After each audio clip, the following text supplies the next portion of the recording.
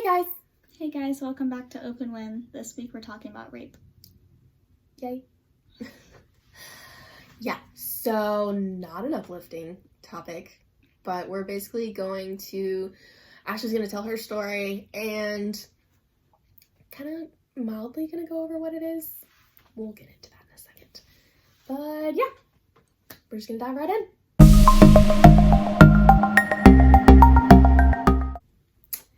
So we talked about this, and again, rape is kind of one of those things that you don't really have a definition for.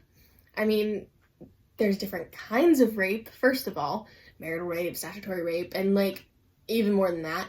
And depending on what state you're in, the definition is different. So, I mean, if you remember the Stanford issue, I would classify that as rape, but they didn't, so it lowers the charges in a way. And it's just really complicated when we kind of just feel like we all kind of know what rape is in a non-legal way. So I don't think everybody knows what rape is. Yeah, that's kind of part of the problem. I mean, It should be well known, but apparently, sex that isn't consensual is a really hard concept for people. But, I mean, plus then you get into what counts as consent, apparently. We're gonna argue that. So Ashley's gonna tell her story. I probably will not contribute a lot, but I'll explain that later. Okay, so when I was a junior in high school, I was 16, and I was raped by someone I considered a close friend. I'm not going to name names or whatever because I didn't go forward with that information. I didn't tell anybody. I didn't know what rape was. It was never covered in school. If it was just kind of like... generic? Yeah. Yeah. It was more of like a and it's 30-second kind of discussion, and then they just brushed it under the rug and moved on. Well, and it's also the definitions from a stranger point of view. Mm-hmm. They don't give it from a friend. Yeah. So, I guess what I went through was classified as date rape, which is basically whenever you're raped by somebody you know. Which makes no sense to me. But... Exactly. I mean, the action makes sense to me, yes. But the name... Yeah, I don't... yeah. But you're not wrong. So, I was 16, and I didn't tell anybody what happened.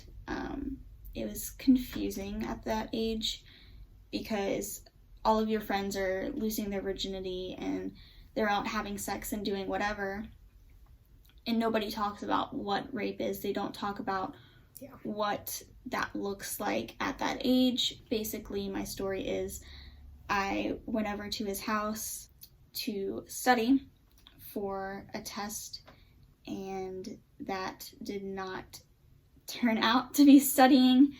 It was a lot that happened, and it happened more than once. It happened 3 different times in different locations. Yours wasn't force, though, right? It wasn't like physical force. No, it's more. It wasn't coercion. Threatened. Yeah. It wasn't. I was never threatened. Which I also feel is an aspect that's not covered a lot. Exactly. Like forced rape that makes sense to people, mm-hmm. But when it's a coercion thing, it's like, well, why not just say no? Yeah. And I didn't say no. I didn't say anything. I just froze and stared at the ceiling until the ceiling was black, and I was just counting until it was over. Been there, as we talked about in the last video. Mm-hmm. So, after that, I got up, put my clothes on. He threw a towel at me to clean up myself. I put my clothes on and I left. I had my mom come pick me up. I didn't tell my mom. I didn't really know what happened, honestly. I was just like, okay, this is what losing your virginity is like. Be done with it. It's kind of crazy that mentally we figure it out in a way, but not fully enough that we understand what happened. But on some level, we do. I knew it wasn't what I thought losing my virginity would be like. Yeah. And I knew I didn't want it, but I didn't know what that looked like because all my friends were losing their virginity, and I was like, okay, whatever. So I'm not a virgin anymore. Cool. And I just kind of locked what happened in the back of my mind and didn't open that box. And summer went by, new school year, it happened 2 more times. Or 1 more time, because it happened twice before the school year ended. Summer went by, I just kind of forgot about it. Or so I thought. And then it happened the 3rd time, and I knew that that was more than what I thought it was. And that box slowly started to come unlocked, and I started feeling numb. I started dealing with a lot. I started turning to just a lot of different habits that weren't healthy to cope with that. I still didn't tell anybody. I still didn't know what that was, but I knew I didn't want to be around him anymore. So I made a post on my Tumblr that I didn't want to be around him anymore because of what happened. I blocked his number and just kind of went on from there. After I was raped the first time, I remember going to school the next day, and I had a couple classes with him, and people were talking. He had been telling people that we slept together. And I just went along with it. It was easier. It was so much easier to just go along with it than it was to say that's not what happened. I didn't want that. Well, and here's what they fail to talk about. Maybe you didn't say no, but your body was saying no. And I realize legally they want you to say the word. I don't think those are people who have ever been raped, so that are writing that. But I feel like it's the responsibility of the 2 people in this situation to read signs. Like, if you're not engaged at all, maybe, like, pause and be like, are you good? Is this okay? Like, I know that there are, like, some, like, after-school specials that, you know, like, it seems cheesy to stop and ask that. They make it seem unnatural, in my opinion. Yeah. But I don't feel like it's unnatural to just be like, are you good? Or, I mean, ask if it feels good. I don't know. Yeah. But something to, like, ask the person you're with, it doesn't matter if you're male or female, to, like, ask this question of, are you okay? Yeah. And because, like you said, you weren't engaging any. I was basically like a rag doll with my eyes glazed over. Which I don't see that as romantic or passionate at all. No, it was painful. It was very painful. It did feel like a lot of it was forced. But as far as him forcing me to do something, no. But the act of the rape was definitely forceful, if that makes sense. There was a lot of things that happened at school and even after school on social media that basically he wrote a song about it and posted it on SoundCloud. It was more of a rap, and he proceeded to list a bunch of girls' names in it and what he liked about them. And he said something about me. I don't feel like I'm going to say on camera because I don't want to cause anything. Like, I don't want to start anything in case his wife sees it, because he's married. And sometimes me not saying anything to anybody kind of bites me in the ass, I guess we could say, because he gets to live his life and be married and be happy, and I have to live with the aftermath. And the aftermath for me is dark, and it's not the ideal, like, lifestyle I'd like to have. It causes just a lot of issues. Even in my marriage, there have been times where, like, we'll be in the middle of having sex and I'll just stop. I'll freeze. I'll have a flashback. And my husband, God bless him, will just look at me and say, "Are you okay?" Oh, you mean that thing that we just talked about? Mm-hmm.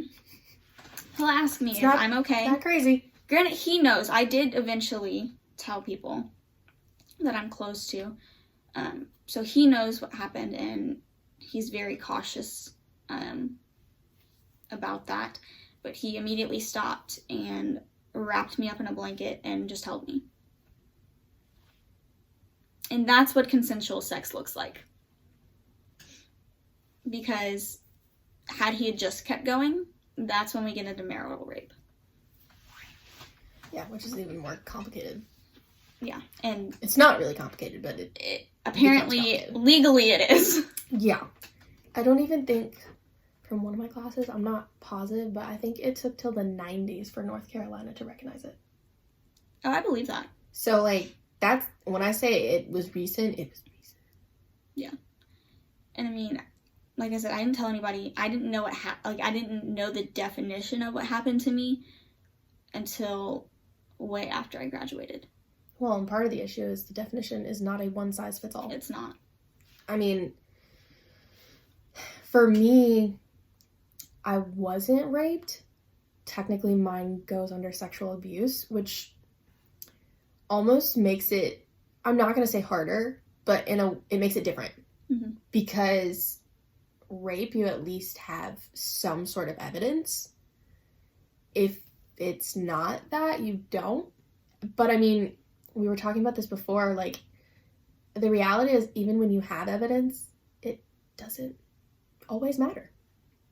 I mean, in an ideal world, reporting what has happened would result in the bad guy or woman in jail, punished of some sort that's, actually matching the crime.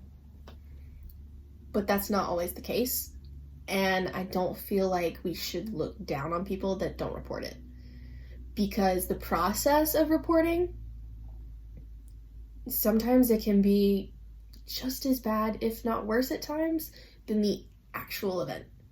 Because instead of the defendant having to prove that they're innocent, you have to prove that they're guilty.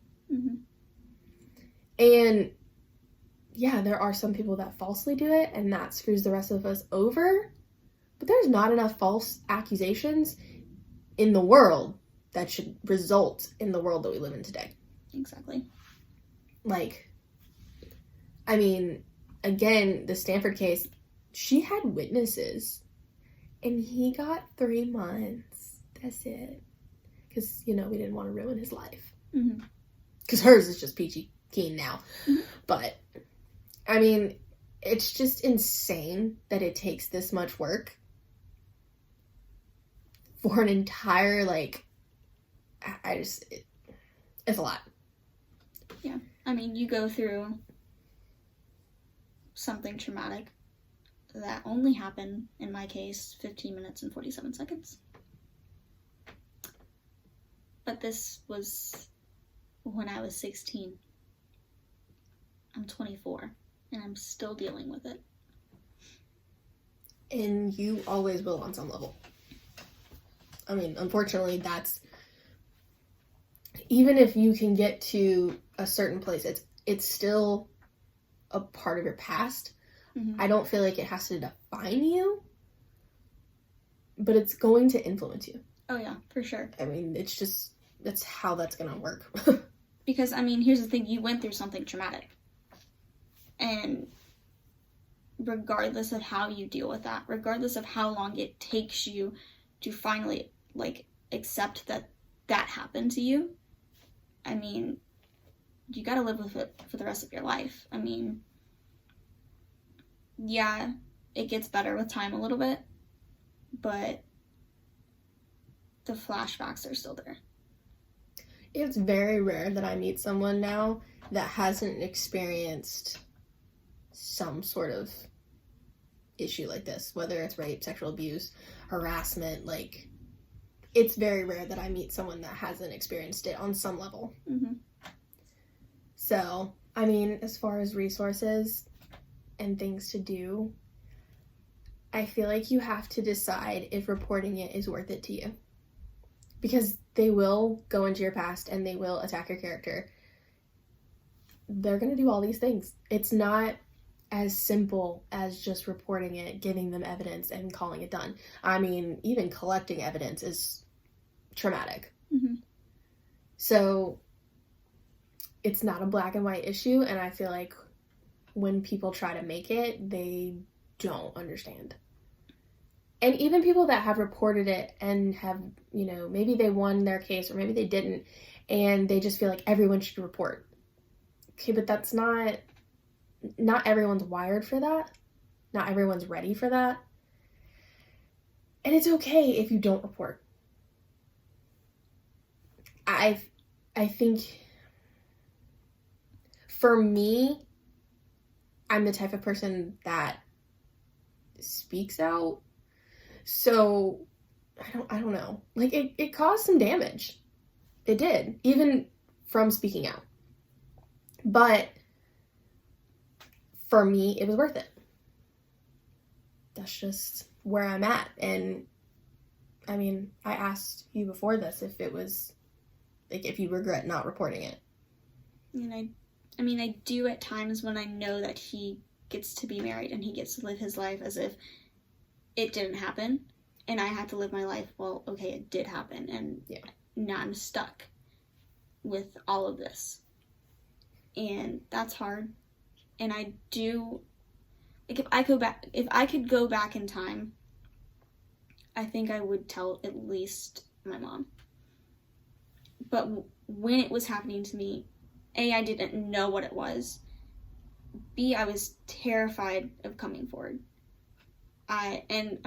He was telling everybody at school, he made a song about it to where it sounded like I wanted it. Yeah. Like, it sounded like it was consensual and that everything was all, like, rainbows and sunshine. But, like, I feel like if I would have told somebody, they wouldn't have believed me. I mean, they might not have. But I will say, if you're not going to report it to authorities, at least tell someone close to you. Yeah. Because if they're a true friend or family member, whatever, they know you and they're not going to just think you're lying. Yeah. If they think you're lying, well, then they're probably not someone you want around you. Just saying. I mean, my parents believed me, and here's the thing, I was 12 when mine happened. And I still had to go through this same, like, a similar process, and it was still just as hard, when the reality is I was 12. What did I have to lie about? Yeah. So it doesn't matter your age or anything, like, they're still gonna require to do things that make no sense. And you see a lot on the news and stuff, there's people that are, like, saying so-and-so raped me, but it was 20 years ago. Okay. And that doesn't make a difference whether it happened 20 hours ago, 20 weeks ago, or 20 years ago. It happened to you, and that's your truth. Well, and then there's also the people that are like, well, why didn't you speak up sooner? Because it's traumatic. Well, and in also, my case, I didn't know what it was. Depending on, especially for certain media-covered cases, Mm-hmm. if they had reported 20 years ago, they wouldn't have had the same, it just wouldn't have been the same experience. It would have probably been even worse than it is now, honestly. Yeah. But also, unfortunately, when you have more people that it's happened to by the same person, you tend to be believed more. Mm-hmm. And unfortunately, the earlier people have to sacrifice future victims Mm-hmm. in order to have a chance at justice. Yeah. And that sucks. Yeah. So basically, we want to make this video to let you know, like, what rape looks like as someone who's been there. And not a cookie cutter, like, media kind of way. No. Like, I mean, yours wasn't forced, like, physically forced. I wasn't threatened. Yeah, it doesn't look like And it was somebody I you knew. typically see. It was somebody that I knew, somebody that I trusted, somebody that knew a lot about me. And they used that to their advantage. So I wanted to share my story to let you know that it's like you're not alone. What you went through is real, and that it's okay if you don't tell anybody yet. Like, it's okay if you don't want to report it to authorities. There's no wrong choice. There's not. It's your story, it's your life, and it's your trauma.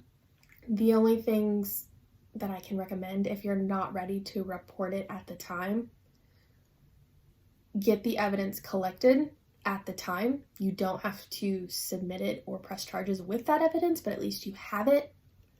I mean, you might not feel the way you do in that moment. You might change your mind later. You might be confused.